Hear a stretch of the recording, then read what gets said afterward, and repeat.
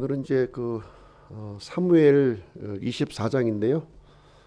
사무엘 긴 여정을 오늘 이제 마무리하는 시간을 갖도록 하겠습니다.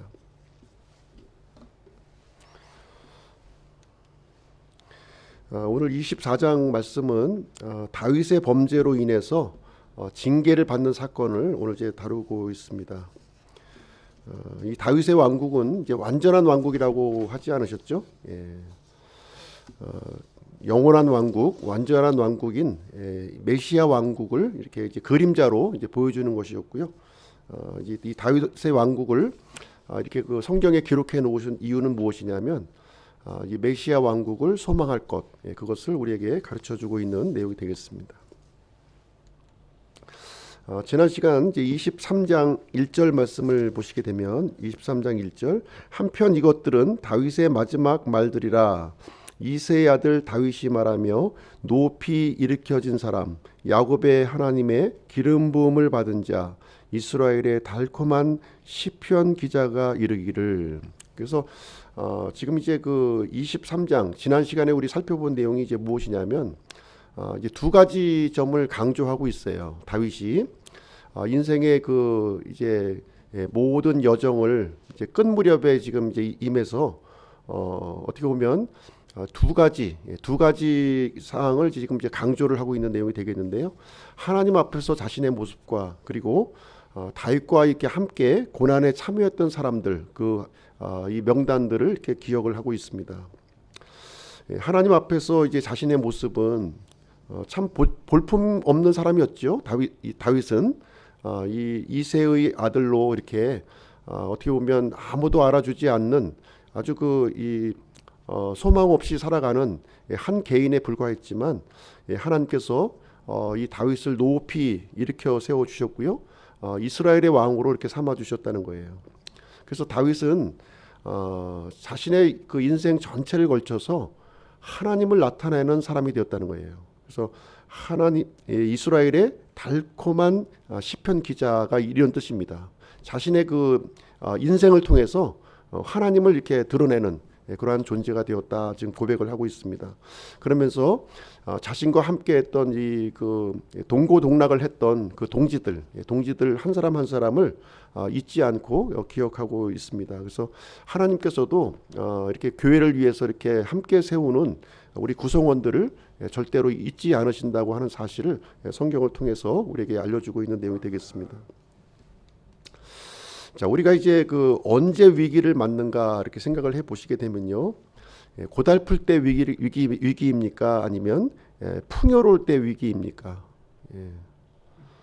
고달픈 것이 위기라고 생각하죠, 보통 일반적으로. 그런데 고달플 때는 오히려 우리 스스로 너무 긴장한다는 거예요. 그때는, 그 순간에는. 그래서 하나님과 더 밀착되는 시간을 갖게 되고 하나님의 은혜를 경험하는 그런 시간이 이제 되는 것이죠. 반면에 이렇게 시간이 많고 이렇게 풍요로울 때는 세상적으로 볼 때는 이제 복을 받는 것 같지만 실질적으로는 하나님과 멀어진다 하는 것을 이제 가르쳐주고 있습니다. 그래서 결국 이제 하나님의 징계를 또 받고서야 또 정신을 차리게 되는 것인데요. 그럼 과연 무엇이 복인가 하는 것이죠. 이렇게 이렇게 고달픈 인생이 복받은 인생입니까? 아니면 풍요롭고 넉넉한 인생이 복받은 인생입니까?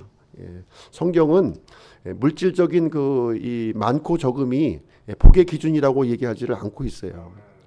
성경의 이 복이라고 하는 것은 우리에게 주어진 환경과 여건에 상관없이 믿음으로 사는 것이 바로 복이다, 이 얘기를 해주고 있는 거예요. 부유하면 부유한 대로 우리가 믿음을 잃지 않고 하나님과 더 친밀하게 우리가 또 붙어 있어야 되는 것이고요. 또 어려우면 어려울수록 또 하나님을 또 이렇게 의지해서 그 어려움을 극복하는 것이 바로 복된 인생이다, 이렇게 성경은 우리에게 알려주고 있는 내용이 되겠습니다. 자, 오늘은 이제 24장을 좀 같이 한번 살펴보도록 할 텐데요. 24장 내용은 1절부터 9절까지 다윗의 인구조사 내용이 이제 나오고 있고요.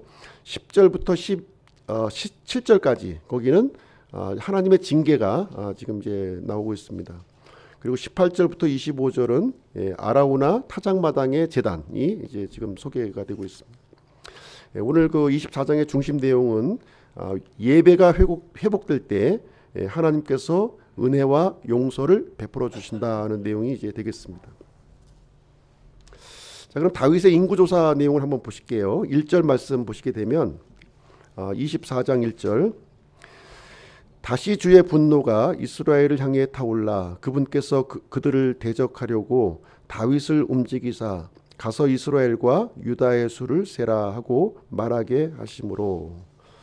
지금 이 구절이 좀 이제 좀 논란의 그 이제 구절이 되겠는데요.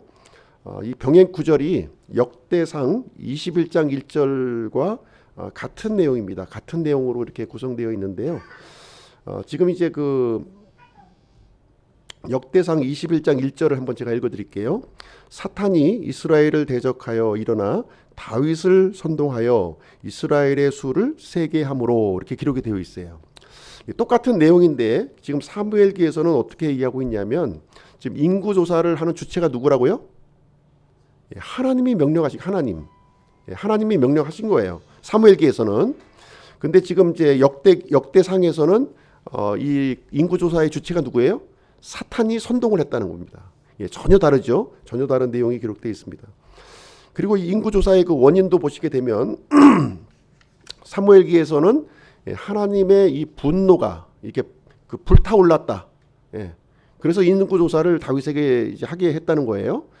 반면에 역대기상에서는 인구조사를 하게 된 그 원인이 사탄의 선동, 사탄의 이스라엘 넘어뜨리려고 하는 사탄의 선동에 있었다 이렇게 얘기하고 있고요.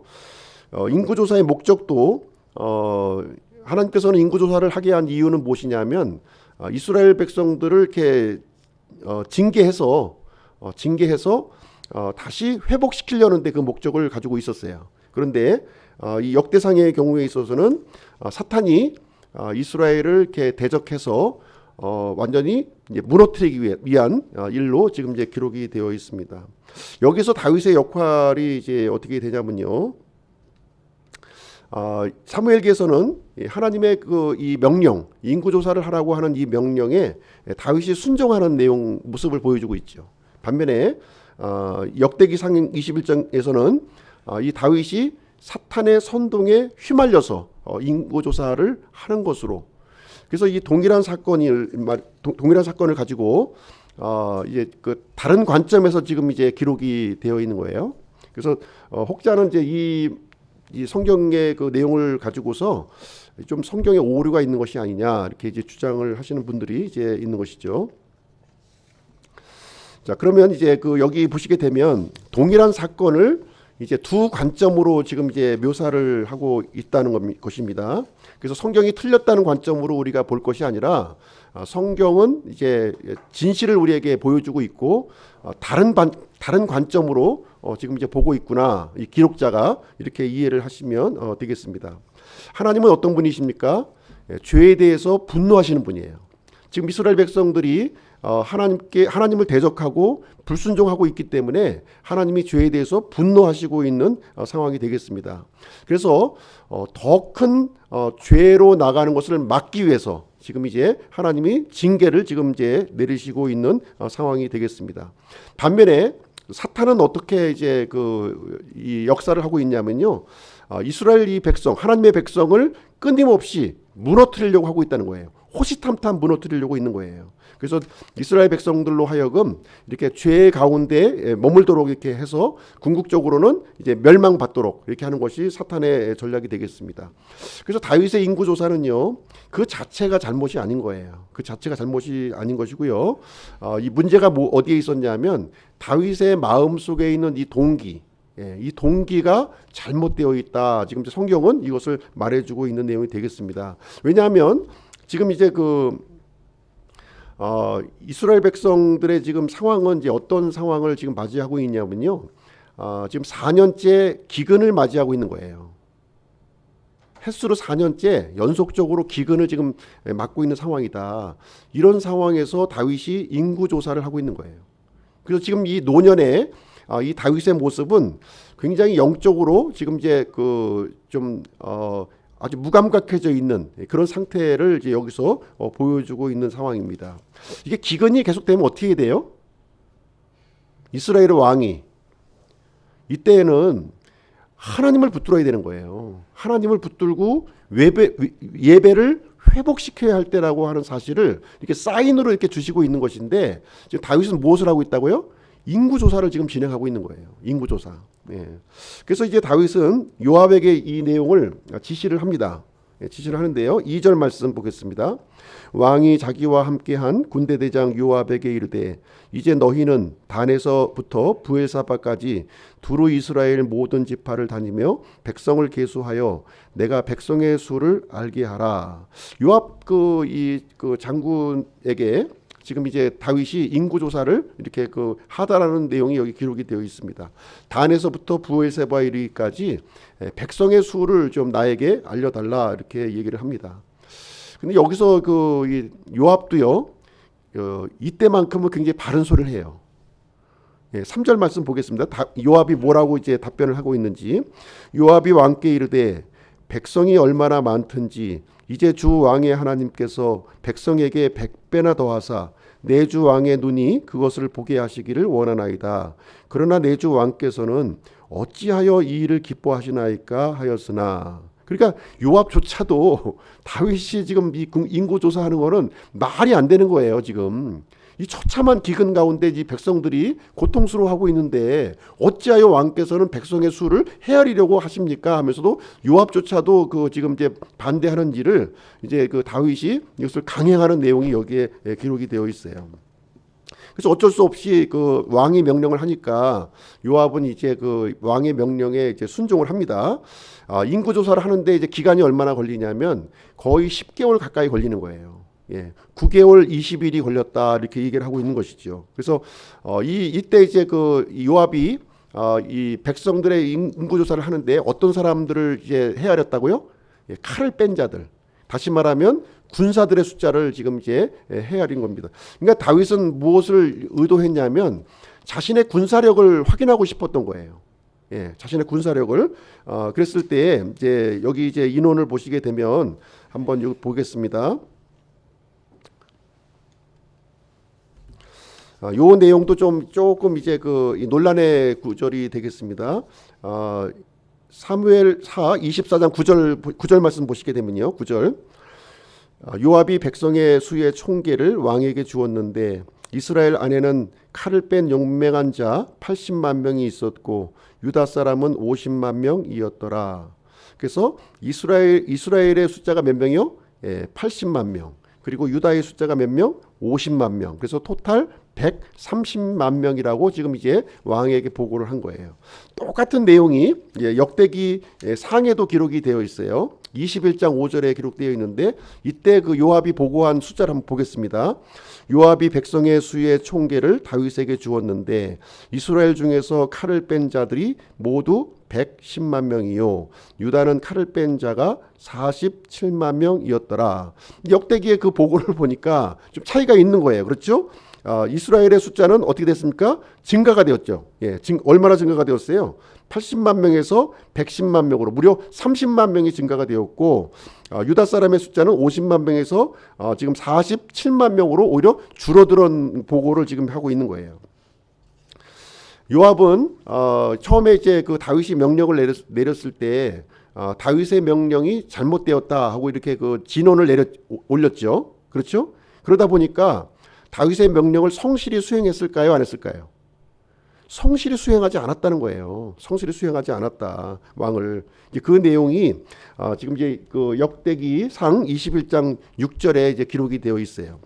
21장 6절 한번 보겠습니다. 그러나 요압이 왕의 말을 가증히 여겼으므로 그들 가운데서 레위와 베냐민은 세지 아니하였더라. 이렇게 기록이 되어 있는 거예요. 그러니까 요압이 이제 힘에 눌려가지고 왕의 명령이니까 어쩔 수 없이 그 앞에서는 네 하고 이제 답변을 했지만 실제로 인구 조사하는 과정에서는 어떻게 했다고요?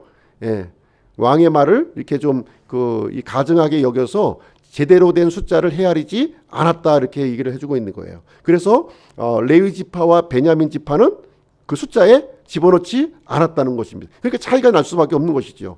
그래서 이제 지금 보면은 다윗의 이 요압의 인구 조사는 굉장히 그 긴 시간 동안 1차, 2차에 걸쳐서 계속해서 이렇게 좀 진행이 되었구나 하는 것을 우리가 좀 살펴볼 수가 있고요. 27장 24절도 보면 또 이제 그 내용이 이제 나오는데요. 수르야의 아들 요압이 수를 세기 시작하였으나 끝내지 못하였으니 이는 그 일로 인해 진노가 이스라엘을 덮쳤기 때문이라. 그 수는 다윗 왕의 연대기 항목에도 들어가지 아니하였더라. 그러니까 요압이 그 이 백성들의 숫자를 센 거는 제대로 된 숫자였다 아니었다. 제대로 된 숫자가 아니었다는 거예요. 그냥 대충 이렇게 신 거예요. 그렇지만 어쨌든 출애굽한 이스라엘 백성들의 숫자가 몇 명이었습니까? 60만 명이었죠. 60만 명. 그렇죠? 남자만. 지금 남자의 숫자만 헤아렸는데 지금 얼핏 잡아도 그 사무엘 기만 봐도 2배가 넘는 숫자로 이제 불었구나 하는 것을 이제 알 수가 있지만 어쨌든 정확한 숫자를 지금 이제 헤아리지 못한 채 인구 조사는 마감하게 되었고 다윗 왕의 연대기 항목에도 들어가지 못하게 되었다. 지금 이 얘기를 해주고 있는 내용이 되겠습니다. 그래서 지금 그 이스라엘은요 굉장히 기근에 지금 이제 막 그 이제 백성들이 고통 중에 있었고 그 와중에 이 요압은 이 다윗은 이제 왕명을 내렸고요. 요압은 왕명을 이렇게 좀 대충 이렇게 하면서 굉장히 긴 기간에 걸쳐서 인구 조사가 이제 진행되는 그런 상황이 이제 되었습니다. 자, 이제 10절 말씀 보실게요. 10절.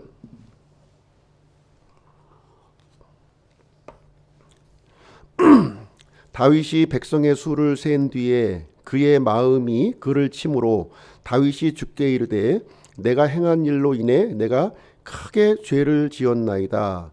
오 주여 이제 간청하건대 주의 종의 불법을 제거하여 주옵소서. 내가 심히 어리석게 행하였나이다. 다윗이 지금 회개하는 장면이 나와요. 지금 이제 인구 조사를 이렇게 한참 진행하고 있는 상황에서 어느 정도의 시간이 걸렸는지는 알 수는 없지만 상당한 기간이 지나서 내가 지금 무언가 하나님 앞에 죄를 지었구나 하는 사실을 이제 깨닫고 하나님 앞에 자복하는 내용이 여기에 기록이 되어 있는 거예요. 내가 크게 죄를 지었나이다. 주의 종의 불법을 제거하여 주옵소서. 내가 심히 어리석게 행하였다고 하는 사실을 이제 본인이 발견하게 되었습니다. 사실 잘못을 늦게라도 깨닫는 것은 은혜죠. 그렇죠? 빨리 깨달으면 좋은데 늦게라도 깨닫는 것은 하나님의 은혜입니다. 만약에 다윗이 끝까지 고집을 부렸으면 어떻게 됐을까요? 더 큰 재앙으로 아마 이스라엘의 멸망으로 갈 수도 있는 아주 중요한 그런 상황이 이제 되었을 것입니다. 이게 그 자동차를 이 브레이크를 밟지 않고 계속 그 가속을 높이면 어떻게 됩니까? 결국은 그 자동차는 이제 어딘가 추락을 해서 망가지고 말 것입니다. 하나님께서 이제 징계를 이제 주시는데요. 회개를 했으니까 이제 그냥 용서해 줄 수는 없는 거죠. 징계를 이제 해 주시게 되는데 죄의 열매는 우리가 거두는 거예요. 죄에 대한 열매. 하나님께서 용서는 해 주시지만 죄의 열매는 우리가 거두게 하신다는 것을 성경은 말해주고 있습니다. 12절 말씀 보겠습니다. 12절. 가서 다윗에게 말하기를 주가 이같이 말하노라. 내가 네게 3가지를 주노니 너는 그것들 중에 하나를 택하라. 내가 그것을 네게 행하리라. 참 이런 그 벌도 있습니까? 세 가지를 이렇게 정해주고 그 중에 하나를 선택해서 네가 받아라 이렇게 하게 되는데요. 여기 보시면 이제 뒤에 이제 이어지는 내용을 보시게 되면 3가지 옵션이 뭔지 이제 나와요. 첫 번째가 뭐예요? 7년 기근. 7년 기근이 나오죠. 두 번째는 3달 전쟁으로 3달간 피난하는 것. 그 징계가 나오고 세 번째는 3일간의 역병 이게 나오는 거예요.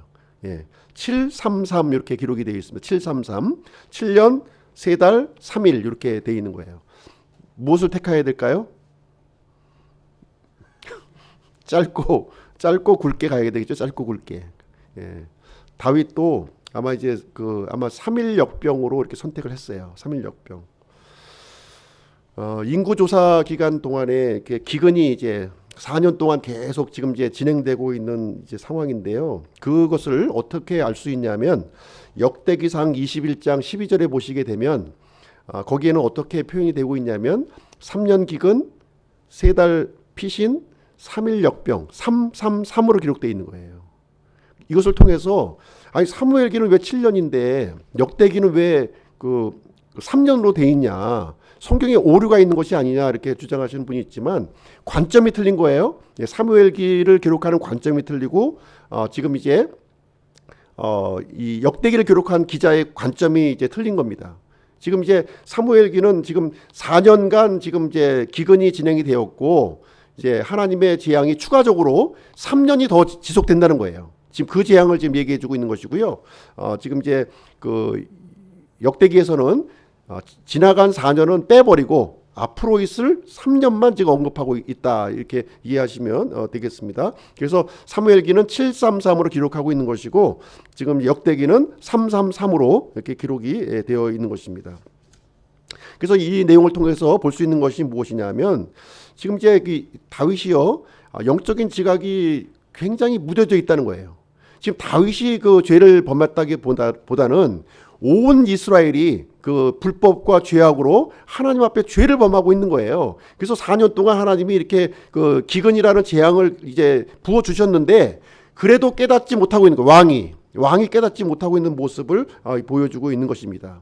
그래서 결국 이 인구조사의 이런 그 계기를 통해서 하나님께서 회개할 기회를 주셨고요.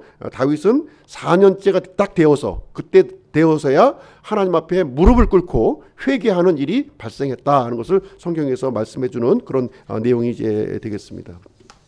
그래서 다윗은 3일 역병을 이제 택한 거예요. 3일 역병을 이렇게 택하게 되었는데 그 내용이 15절에 나와 있습니다. 15절 한번 보실게요. 이에 주께서 그 아침부터 정해진 때까지 이스라엘 위에 역병을 보내시니 단에서부터 브엘세바까지 백성 중에서 7만 명이 죽으니라. 3일 동안에 몇 명이 죽었다고요? 7만 명이 죽었어요. 7만 명. 다윗이 지금 백성의 수를 헤아린 숫자가 몇 명이에요? 130만 명. 130만 명 중에 지금 이제 7만 명이 죽은 거예요. 역병으로. 그래서 사망률이 5.4%. 코로나보다 엄청나죠.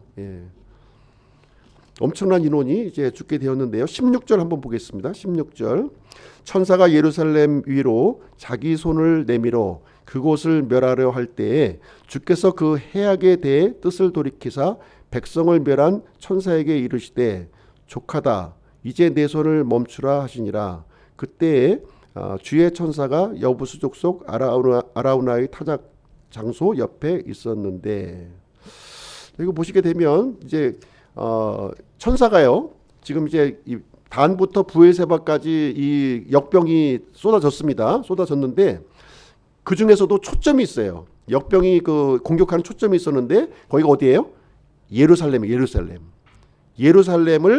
초점을 내려서 완전히 초토화시키려고 지금 이제 진행하고 있는 중에 하나님께서 이제 그 멈춰라. 다윗의 회개를 이제 듣고 이제 멈추는 장면이 거기에 기록이 되어 있습니다.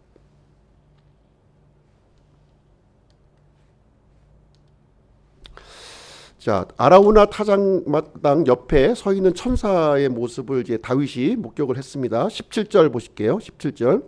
다윗이 백성을 친 천사를 보고 주께 말하여 이르되 보소서 나는 죄를 짓고 사악하게 행하였으나 이 양들 곧 그들은 무슨 일을 하였나이까 원하건대 주의 손으로 나와 내 아버지 집을 치소서 하니라. 지금까지 다윗은요 백성들이 기근을 받든지 또 고통을 받든지 크게 관심을 두지 않았던 거예요. 왕궁에서 먹을 거 걱정 없이 이렇게 지내다 보니까 백성들이 고통받는 거에 대해서 생각질 않았어요.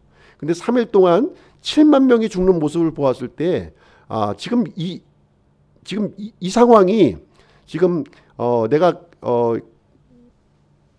다윗이 새로 이 하나님의 마음을 품은 거예요. 다시 이 나의 잘못 때문에 이 백성들이 애꿎은 백성들이 이렇게 죽음을 당하고 고통을 당한다 하는 사실을 발견하게 되고요. 이런 고백을 이제 해주게 되는 것입니다. 이 재앙, 하나님께 재앙을 내리는 진짜 실상의 모습을 이제 본인이 이제 발견하게 되었고요. 자신이 지금까지 왕의 직무를 소홀했던 것, 그래서 이제 더 이상 백성들을 건드리지 마시고 이제 나와 내 아버지의 집을 여기에 재앙을 내려달라고 지금 이제 호소하는 장면이 여기에 기록이 되어 있습니다. 그랬을 때 하나님께서 이제 드디어 해결책을 이제 마련해 주시게 되는데요. 그 해결책을 한번 보시도록 하겠습니다. 18절 말씀 보겠습니다. 18절. 그날 갓이 다윗에게 와서 그에게 이르되 올라가 여부수 족속 아라우나의 타작마당에서 주께 제단을 쌓으소서. 하나님의 해결책은 단순했습니다. 어떤 해결책이었냐면 지금 이제 아라우나의 타작마당에 올라가서 제단을 쌓으라는 거예요. 제단. 그것을 해결책으로 여기에 주었습니다. 그랬을 때 다윗은 어떻게 반응했을까요? 즉시 하나님의 말씀을 듣는 즉시 그 말씀에 순종해서 그 타작마당으로 이렇게 올라갔습니다. 그러니까 다윗이 온다는 소식을 이제 아라우나라는 사람이 지금 이제 들은 거예요. 왕이 지금 이제 온다고 하니까 이 아라우나라고 하는 사람은 어떤 사람이었냐면 여부수 족속의 우두머리였던 거예요. 여부수 족속의 우두머리였는데 다윗 왕이 온다고 하니까 이제 마중 나가는 장면이 이제 20절에 이제 기록이 되어 있습니다. 21절 말씀 한번 보실게요. 21절. 이르되 어찌하여 내 주 왕께서 왕의 종에게 오셨나이까 하니 왕이 이르되 내게서 타작마당을 사서 주께 제단을 쌓음으로 재앙이 백성을 떠나 멈추게 하려 함이니라. 그래서 하나님께서 하신 그 말씀을 이 아라우나에게 그대로 이제 전달을 이렇게 해주게 됩니다. 그랬을 때 이제 아라우나는 어떻게 반응했나요? 왕이시여, 그렇다면 제가 그 제단에 필요한 모든 것을 무료로 공짜로 지원하겠습니다. 이렇게 얘기를 한 거예요. 타작 이 제단에 필요한 모든 것들을 주겠다 이렇게 얘기를 했습니다.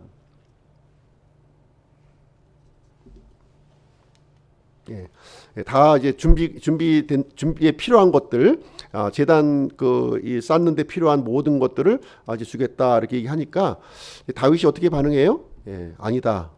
내가 그것을 공짜로 받지 아니하고 값을 지불하고 그것을 내가 반드시 내가 사서 하나님께 헌물로 드리겠다 이렇게 얘기를 합니다. 그래서 은 50세겔을 이제 지불해서요 타작마당과 소들을 이제 구입하는 하게 됩니다. 24절 한번 보실게요. 24절 다윗의 반응이요.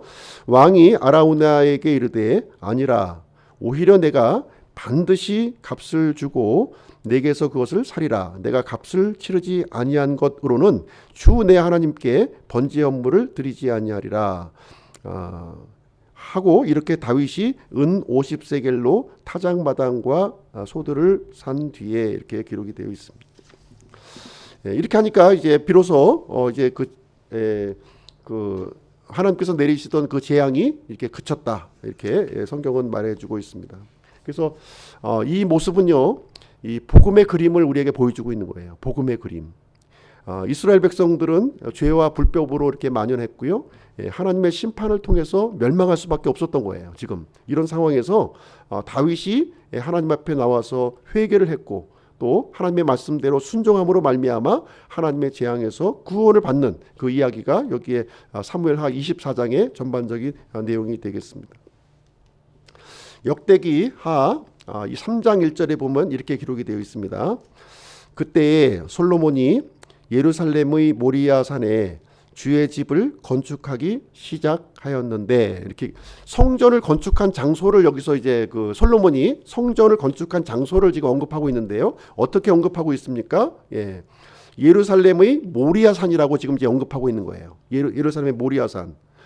여기에 이제 솔로몬 성전이 세워진 거예요. 성전이 세워졌는데 이 모리아 산은 어디냐? 이 모리아 산은 아브라함이 이삭을 번제 헌물로 드렸던 장소죠. 기억나십니까? 이삭을 번제 헌물로 드렸던 장소예요. 그리고 아라우나의 타작마당과 오르난의 타작마당은 같은 말이에요. 같은 말입니다. 아라우나는 사람의 이름이고요. 오르난은 그 이제 왕이라는 칭호예요. 왕. 오르난 왕의 칭호입니다. 그러니까 여부수 족속의 우두머리가 누구라고요? 오르난이었다는 거예요. 오르난. 그 얘기를 해주고 있는 것이 되겠습니다. 여기에 솔로몬 성전이 세워졌고요. 나중에 여기에서 갈보리 십자가가 또 여기서 세워졌고 예수님이 이제 죽으셨음을 여기서 말해주고 있습니다. 그래서 이 아라우나의 이 타작마당에 드려진 이 번제 헌물과 화평 헌물, 바로 이것이 무엇을 보여주고 있는 거예요? 앞으로 우리의 구원자 예수 그리스도께서 오셔서 이렇게 희생 헌물로 하나님 앞에 드려질 그 사건을 미리 지금 이제 다윗을 통해서 보여주고 있는 내용이 되겠습니다. 그래서 사무엘하 마지막을 이제 이 장식하면서 이제 어떻게 이제 끝나고 있어요? 지금 이 다윗의 지금까지의 모든 인생이 어디에 초점이 맞춰져 있다고요? 예수 그리스도의 구속 사건, 그 사건에 초점이 맞춰서 이렇게 하나씩 차곡차곡 진행되고 있다고 하는 사실을 여기서 보여주고 있는 내용이 이제 되겠습니다. 오늘 이렇게 이제 그 사무엘하 24장을 이제 마치게 되었고요. 적용할 교훈을 한번 보시도록 하겠습니다. 하나님께서는 크기의 논리를 싫어하신다는 거예요. 하나님 크기의 논리를 싫어하신다. 사람은 이렇게 큰 거를 좋아하죠. 큰 거를 선호합니다. 그래야 많은 일도 할 수 있고 많은 영향력을 행사할 수 있다고 그래요. 그러나 하나님께서 요구하시는 것은 이런 크기와 숫자를 하나님은 원하지 않으신다는 것입니다. 다윗과 사울의 예를 통해서도 우리가 알 수 있죠. 다윗과 사울의 예를 통해서 알 수 있습니다. 그래서 사울은 하나님을 의지하기보다 누구를 의지했습니까? 사람의 숫자를 의지한 거예요. 반면에 다윗은 누구를 의지했어요? 숫자보다는 하나님을 의지하는 사람이었다고 하는 사실입니다. 다윗이 블레셋의 그 골리앗과 싸울 때 어떻게 싸웠나요? 창과 칼 가지고 싸웠나요? 많은 그 군대를 이끌고 싸웠습니까? 그렇지 않죠. 단지 막대기와 돌멩이 몇 개를 가지고서 골리앗을 무너뜨린 거예요. 그래서 전쟁은 누구에게 속한 것이다? 바로 하나님께 속한 것이다 하는 그런 믿음의 고백을 하게 된 것입니다. 그래서 숫자를 의지했던 이 사울은요, 버림을 받았던 것이고요. 하나님을 의지했던 이 다윗은 하나님의 놀라운 그 언약의 도구로 쓰임 받았다고 하는 것을 성경은 우리에게 가르쳐 주고 있는 거예요. 그런데 다윗이 노년에 와서 지금 사울의 잘못을 지금 이제 되풀이를 하고 있는 거죠. 지금 군사의 숫자를 헤아리고 하나님께서 그동안 베풀어 주신 이 놀라운 은혜를 기억지 아니하고 사람의 숫자를 헤아리는 그 잘못을 범하게 되었다는 것입니다. 자, 오늘날 현대교회도 마찬가지죠. 우리는 오늘날 현대교회도 이 크기의 논리, 이 세상의 논리가 이 교회 안에 들어와 있는 거예요. 그러다 보니까 자꾸 이 교회를 자꾸 이렇게 넓히려고 하는 그런 이 욕망이 우리 안에서 꿈틀꿈틀 거리고 있습니다. 커다란 이 빌딩, 건물이 있어야 되고 성도 숫자가 많아야 되고 또 헌금이 또 이렇게 많이 거쳐야만 이 영향력 있는 이 하나님을 이렇게 이 영광을 돌릴 수 있다고 생각을 합니다. 이건 큰 착각인 거예요. 큰 착각이라는 사실입니다. 그렇다면 이건 세상의 논리와 아무런 다를 바가 없는 거예요. 이 교회의 모습이 똑같은 모습을 가지고 있는 것이죠. 교회는 세상의 논리를 따라가서는 안 된다는 것을 분명하게 우리에게 가르쳐주고 있는 거예요. 교회가 초점을 갖춰야 될 것은 뭡니까? 이런 숫자, 이런 크기, 빌딩이 아니라 잃어버린 양, 잃어버린 동전, 잃어버린 아들, 그러니까 한 영혼의 가치를 중요하게 여기는 것이 교회에 주어진 사명이라는 거예요. 잃어버린 자를 찾는 일을 해야 되는 것이지 숫자만 갖다 채우는 것은 이건 세상에서 하는 일과 똑같은 것이다, 이렇게 우리에게 알려주고 있는 것입니다. 그래서 사무엘기를 통해서 그 상황을 명확하게 알려주고 있는 거예요. 숫자의 논리에 빠져있던 사울은 이렇게 겉으로 볼 때는 사람한테 인기를 얻는 것 같았지만 궁극적으로는 하나님으로부터 쓰임받지 못하고 버림받았다는 거예요. 반면에 다윗의 경우는 숫자도 없고 열악한 그런 사람이었지만 이 다윗은 하나님을 이렇게 의지했을 때 이 비천하고 천박한 그런 출신이었지만 이 높여주시고 왕으로 세워주셨고 이 언약의 도구로 이 쓰임받는 놀라운 일이 일어났다고 하는 사실을 성경인 우리에게 가르쳐주고 있는 그런 내용이 되겠습니다. 두 번째를 보시게 되면 우리 마음속의 그 욕망을 올바르게 다스려야 된다는 거예요. 욕망이 없는 사람 없지요. 다 욕망이 있어요. 그러나 이 욕망은 이게 적절하게 제어가 되어야 된다는 거예요. 다스려져야 된다는 것을 얘기해 주고 있습니다. 다윗의 인구조사 사건을 통해서도 우리가 좀 볼 수가 있는데요. 다윗은 자신의 군사력을 확인하고 싶은 이 욕망이 마음속에서 이렇게 막 샘솟듯이 올라놓은 거예요. 주체할 수 없었어요, 이거를. 주변에서 모든 사람이 반대했지만 그것을 이제 강행하는 다윗의 이 고집을 우리는 이제 볼 수가 있는 것이죠. 그러나 이 다윗의 마음 속에서는 계속 하나님의 음성이 들렸을까요, 안 들렸을까요? 계속 들렸을 거예요. 그러나 그것을 억누르고 자신의 고집대로 이렇게 진행을 이렇게 그것도 굉장히 긴 기간 동안 이렇게 했던 것이죠. 그래서 마치 이 다윗의 모습을 보게 되면 브레이크가 손상된 자동차와 같다는 거예요. 그냥 막 달리고 브레이크 고장난 줄도 모르고 달려가고 있는 것이 되겠습니다. 그래서 통제되지 않은 욕망이라고 하는 것은 이 죄악의 현장, 그 멸망의 길로 가는 것이다 하는 것을 얘기를 해주고 있습니다. 그래서 우리의 마음속에 이렇게 그 책망이 올 때에는 즉시 돌이켜야 되는 거예요. 즉시. 다윗의 장점이 그거예요. 비록 이 부분에서는 좀 시기적으로 약간 좀 더디긴 했지만 그래도 이렇게 하나님 앞에 회개하고 돌이킴으로 말미암아 이제 또 하나님께서는 그것을 통해서 새롭게 구속의 역사를 또 이어가는 모습이 이루어지게 되었습니다. 세 번째로는요, 참된 예배는 희생과 헌신이 존재한다는 거예요. 예. 지금 아라우나는요, 이 여부수 족속의 우두머리죠. 아라우나는 이 제단에 필요한 이 다윗의 말을 듣고 제단에 필요한 모든 것을 마음대로 쓰라고 이렇게 제공을 했어요. 그래서 다윗은 그걸 받았습니까? 안 받았습니까? 받지 않았어요. 그를 값을 주고 이것을 이 적절한 대가, 아마 그 이상의 대가를 줬을 거예요. 그 이상의 대가를 주고서 이 구입을 해서 하나님 앞에 희생헌물로 드리게 되었습니다. 그래서 예배라고 하는 것은요, 희생을 전제로 하고 있는 거예요. 이 그 희생이 믿음보다 앞설 수는 없어요. 분명히 믿음보다 앞설 수 없지만 믿음에는 당연히 희생이 뒤따라온다고 하는 사실을 성경은 우리에게 얘기를 해주고 있습니다. 그래서 우리가 오늘날 드리고 있는 이 예배도요, 희생이 전제가 돼야 되는 거예요. 편안하게 집에 앉아서 이렇게 희생 없이 드리는 예배, 하나님이 기뻐하지 않으신다는 거예요. 그거는 기뻐하지 않는다는 거예요. 우리가 시간을 내고 다윗이 이렇게 했던 것처럼 즉시 움직였다는 거예요. 즉시 몸을 움직였고요. 그 하나님이 지정하신 그 장소로 이동했고요. 이 대가를 지불해서 하나님 앞에 예배를 드리는 그런 모습을 여기서 보여주게 되었습니다. 그래서 오늘날 코로나의 상황 때문에 지금 헌신 없는 예배가 지금 곳곳에서 이루어지고 있는 거예요. 헌신 없는 예배. 이 비대면 예배라고 하는 것은 사실 이제 사탄이 만들어낸 신조어입니다. 신조어예요. 성경에 비대면 예배가 있습니까? 성경에 비대면 예배가 없어요. 사탄이 만들어낸 신조어예요. 그러나 부득이해서 참 이 부산에 와 있는데 서울에 어떻게 예배 드릴 수가 없으니까 부득이해서 멀리 떨어져 있으면 어쩔 수 없는 상황에서는 비대면 예배를 드릴 수가 있겠지요. 그럼 부득이함이 전제가 돼야 된다는 거예요. 충분히 나올 수 있고 충분히 움직일 수 있는 상황에서도 움직이지 않는다고 하는 것은 이것 하나님이 절대로 기뻐하지 않으신다 하는 것을 얘기를 해주고 있습니다. 내가 비대면 예배를 드린다고 이렇게 결정했을 때에는 그 동기와 목적이 무엇이 있는지 한번 살펴보세요. 내면의 음성을 한번 들어보시기 바랍니다. 하나님께서 기뻐하시고 하나님께 영광 돌리는 일인지 한번 생각을 해볼 필요가 있습니다. 오늘날의 이 예배는요, 순종과 헌신이 왜곡이 되어 있다는 거예요. 왜곡되어 있다. 순종과 헌신을 가지고서야 우리는 믿음을 살 수는 없어요.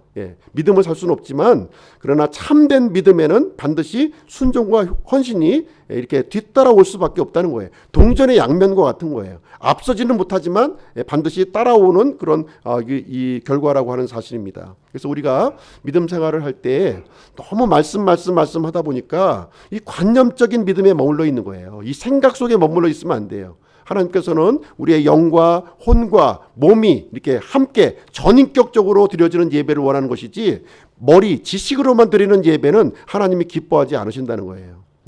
그래서 이 우리가 하나님께서 그 계획하셨던 구원, 이 구원의 그림은 열매를 맺는 것까지예요. 아니 농부가 씨를 심는데 뭘 기대하고 씨를 심겠습니까?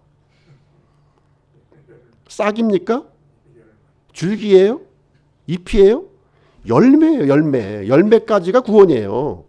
그렇지 않으면 다 그것은 버려진다고 이렇게 말씀을 해주셨습니다. 그래서 쭉정이와 알곡이 언제 구별된다고요? 열매를 맺는 순간, 그때까지 이게 구별이 되는 것입니다. 결론을 내리도록 하겠습니다. 다윗은요, 이 죄에 대한 찔림이 있었을 때 즉시 회개했다는 거예요. 이게 참 귀한 거예요. 예, 잘못이 나에게 지적되었을 때 이렇게 즉시 회개하는 모습이 진정한 모습이 되겠습니다. 그래서 늦게라도 회개하는 것이 그냥 지나치는 것보다는 훨씬 낫다 하는 것을 얘기해주고 있고요. 하나님의 말씀에 이렇게 겸손히 순종하고 헌신하는 우리 기쁨 침례교회 성도님들이 되시기를 주님의 이름으로 축복드립니다.